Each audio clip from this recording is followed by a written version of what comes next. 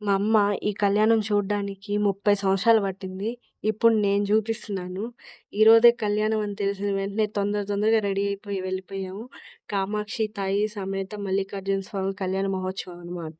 ఇంక మధ్యలో ఒక చీర తీసుకొని అమ్మవారికి మ్యాండేటరీ ఏందంటే దొడ్ల డైరీలో పాలకోవా, బాదం పాలనమాట. అది తీసుకొందే మనశ్శాంతి ఉండదనమాట మన నెల్లూరోళ్ళందరికీ. ఇంక అది తీసుకొని గుడి దగ్గరికి వెళ్తే స్కూటీ పార్కింగ్ పెట్టడానికి ఎంత దూరంగా పెట్టారసలకి. అది పార్కింగ్ చేసి వచ్చే లోపలికి మా ఎనర్జీ అంతా పాయె. ఇంక నీళ్ళు తాగేసి, శివయ్య నామాలు పెట్టుకొని, బయట టెంకాయ కొట్టుకున్నాము. లోపల టెంకాయ కొట్టడానికి అవ్వదంట.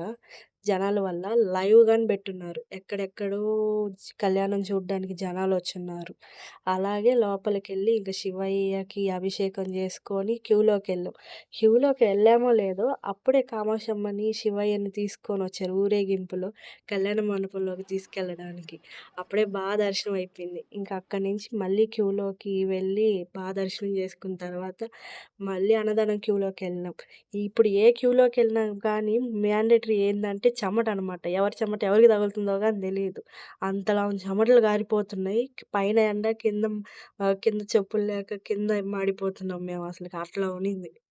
ఇంకా ఈ బుడ్డోడు మా ఇంటి ఎనకాలోడంట. అప్పుడే తెలిసింది మాకు. ఆ బుడ్డోడిని వీడియో తీసుకొని ఇంక అప్పుడే తినేసి బయటకొచ్చిన తర్వాత బాజీ భజంత్రీలు మోగుతూ ఉన్నాయి. కళ్యాణం జరుగుతునింది. ఆ కళ్యాణం చూసుకొని అందరూ ఓం నమః శివాయ మంత్రాలు చదువుతూ ఉన్నారు.